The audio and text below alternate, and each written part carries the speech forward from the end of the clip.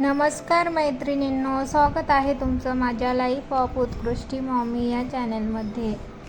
गरिबीच्या अंधारातून एक स्वप्न उजळत होतं। डोळ्यात आशा आणि मनात जिद्दीचं वादळ होतं। रस्ता होता काट्यांनी भरलेला, पण भाऊ माझा हार मानणाऱ्यांपैकी नव्हता। ना मोठी ओळख ना पैशांचा आधार, फक्त आईवडिलांचे आशीर्वाद आणि मेहनतीवर विश्वास। आईने कष्ट करून मायेचा आधार दिला, वडिलांनी घाम गाळून स्वप्नांना आकार दिला, मोठ्या भावानेही खांद्याला खांदा लावून साथ दिली। प्रत्येक वेळी पडल्यावर त्याला उभं केलं। तू नक्की जिंकशील हेच शब्द त्याच्या मनात रुजवलं। आज त्याच्या यशाने घर उजळून निघालं। आईच्या डोळ्यात आनंदाचं पाणी दाटून आलं, वडिलांच्या चेहऱ्यावर अभिमान खुलून दिसला। संघर्ष करणारा माझा भाऊ आज खऱ्या अर्थाने जिंकला। मागच्या ब्लॉगमध्ये मी माझ्या बहिणीचा लग्नाचा ब्लॉग शेअर केलेला होता आणि त्यामध्ये मी तुम्हाला सांगितलेलं होतं की भाऊ लगेचच 26 तारखेचं लग्न झाल्यानंतर 27 तारखेला मुंबईला जायला निघणार आहे आणि ह्याच स्पेशल कामासाठी तो निघालेला होता, कारण की 29 तारखेला त्याचा ग्राउंड होता आणि लगेचच 30 तारखेला त्याचा रिझल्ट आला आणि त्यामध्ये त्याची PSI पदी निवड झालेली आहे। खरं सांगायला गेलं तर हे सगळं सांगत असताना मन माझं दाटून येत आहे, कारण की आम्ही कधीही इतका दूरपर्यंतचा विचार केला नव्हता आणि आज भावाने ते स्वप्न आमचं पूर्ण केलेलं आहे। PSI पदी निवड झाल्यामुळे पप्पांनी गावामध्ये त्याच्यासाठी सत्कार समारंभ आयोजित केलेला आहे आणि पप्पांची अशी इच्छा होती की DJ वगैरे लावून आपण मिरवणूक वगैरे काढू, परंतु पप्पांच्या इच्छेमुळे तो सत्कार समारंभाला तर तयार झाला, परंतु त्याने DJ आणि मिरवणूक या गोष्टीस नकार दिला आणि का नकार दिला ते पुढे मी तुमच्याबरोबर शेअर करणारच आहे। परंतु त्याआधी आता कार्यक्रमाला इथे सुरुवात झालेली आहे आणि भावाची ही छान अशी एंट्री झालेली आहे आणि बॅकग्राऊंडला छान आला रे आला सिम्बा आला हे गाणंही चालू आहे, परंतु इथे कॉपीराईट येईल म्हणून मी म्युझिक म्यूट करून ठेवलेली आहे। स्टेजवर सगळे मान्यवर उपस्थित झाल्यानंतर मग आमचे आराध्य दैवत संत सेवालाल महाराज आणि वसंतराव नाईक यांच्या प्रतिमेला फुलहार वगैरे घालून कार्यक्रमाला सुरुवात करण्यात आली आणि सर्व मान्यवरांनी मिळून छान समयी प्रज्वलित केली आणि खऱ्या अर्थाने आता कार्यक्रमाला सुरुवात झाली। विकास दादांचा परिचय करू इच्छितो।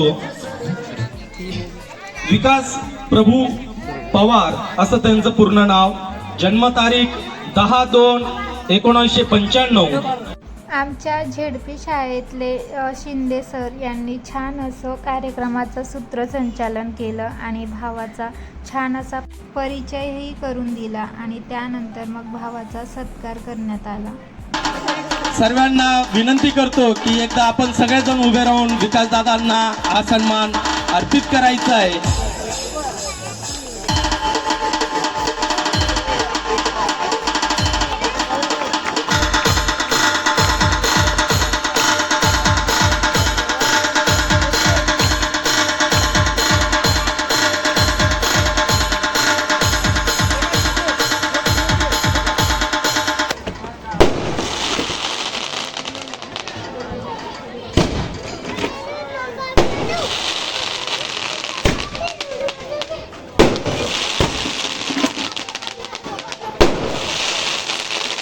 प्रभुदादा आणि विकासदादांच्या आई मातोश्री यांचा देखील या ठिकाणी सन्मान करायचा आहे आपल्याला। मी सर्वांना विनंती करतो की त्यांना देखील पुष्पहार आणि श्रीफळ देऊन त्यांचा सन्मान करायचा आहे।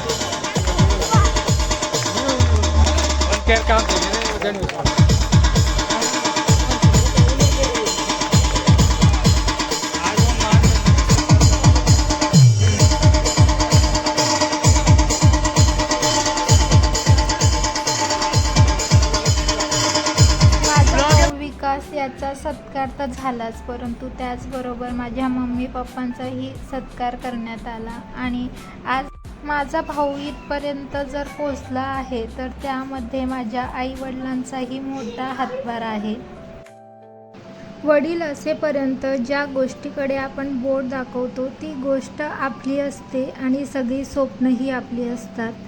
हे जे म्हणतात ते काही खोटे नव्हे आणि ही गोष्ट माझ्या पप्पांनी प्रत्यक्षात उतरवलीही आहे. स्वतःच्या गरजा त्यांनी बाजूला सारल्या असतील, परंतु आम्हाला कधीच कोणत्या गोष्टीची त्यांनी कमी पडू दिली नाही.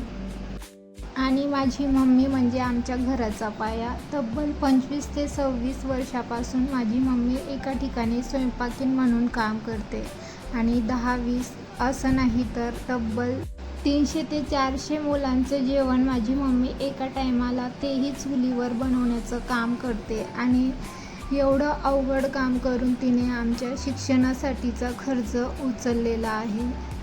आणि एवढी मेहनत करण्यामागे तिचा एकच उद्देश होता की जे कष्ट माझ्या वाटेला आलेलं आहे ते आपल्या मुलांच्या वाटेला यायला नको. आणि मुलांसाठी जे काही माझ्या मम्मी पप्पांनी त्याग केलेला होता त्याचं उत्तर आज त्यांना मिळालेलं आहे. त्यांनी केलेल्या मेहनतीला आज फळ आलेलं आहे.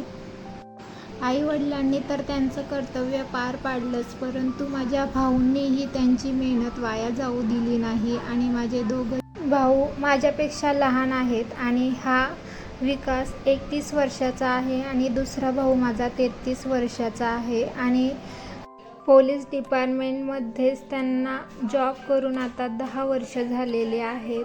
आणि डिपार्टमेंट थ्रूच भावाने PSIची परीक्षा पास केली आणि त्यात त्याची निवडही झालेली आहे.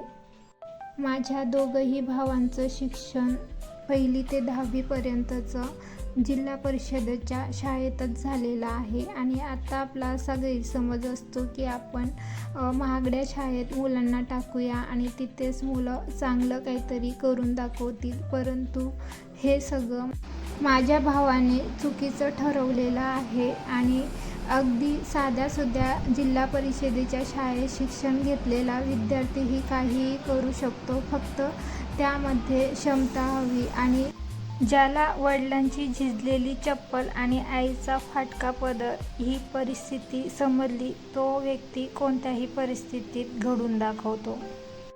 माझ्या दोघं भावांना आईवडिलांनी केलेल्या कष्टाची त्यांना जाणीव होती आणि त्याचमुळे ते आज इथपर्यंत पोचलेले आहेत.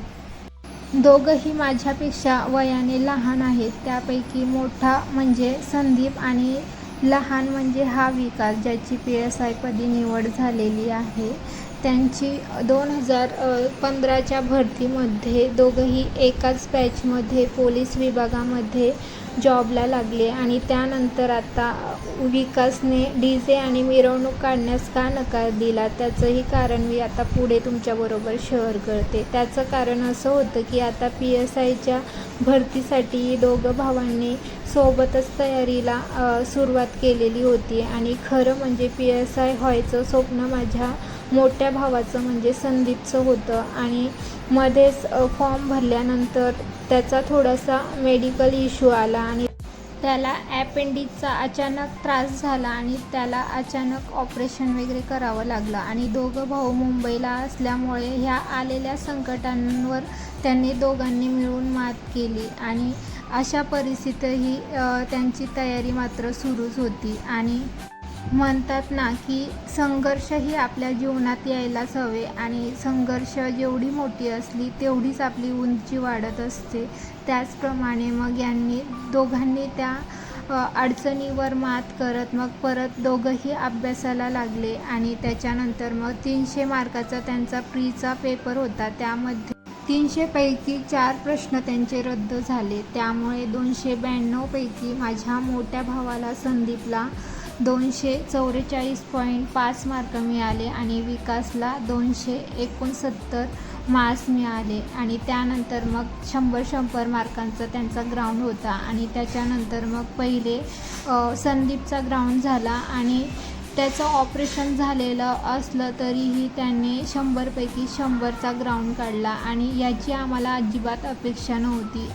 आज तो लोकांच्या नजरेत जरी अपयशी ठरत असला तरी तो आमच्या नजरेत मात्र विजयीच ठरलेला आहे, कारण की त्याच्या मेडिकल इश्यूमुळे तो 100पैकी 100 ग्राउंड काढेल ही आम्हाला अपेक्षा नव्हती, परंतु त्याने अगदी जीवाची पराकाष्ठा करून 100पैकी 100चा ग्राउंड काढला. आणि त्यानंतर 29 तारखेला विकासचा ग्राउंड होता आणि त्यानेही 100पैकी 100चा ग्राउंड काढला. फ्री आणि ग्राउंडचे मिळून 392 पैकी संदीपला 344.5 मार्क्स मिळाले आणि विकासला 369 मार्क्स घेऊन तो राज्यामध्ये 25वा आलेला आहे. आणि इथे ज्या भावाचं स्वप्न होतं तोच भाऊ मागे राहिलेला होता आणि कट ऑफ 353चा लागला आणि त्याच्यामुळे संदीप काही विजयी ठरलेला नव्हता. आणि त्याच्यामुळे मग विकासला सेलिब्रेशन करण्याची अजिबात इच्छा नव्हती, परंतु माझ्या पप्पांच्या इच्छेमुळे तो सत्कार समारंभाला तर उपस्थित झाला. परंतु आपल्या भावामुळे आपल्याला प्रेरणा भेटली आणि ज्याचं हे स्वप्न होतं तो अवघ्या 2-4 प्रश्नांच्या अंतरानेच मागे राहिलेला होता, त्यामुळे त्याला सेलिब्रेशन वगैरे करण्याची अजिबात इच्छा नव्हती. आणि आज जरी माझा मोठा भाऊ अपयशी ठरत असला तरी उद्या तो नव्याने उभा राहील आणि एकदा यशस्वी होऊन नक्की दाखवेल, एवढा मात्र मला विश्वास आहे.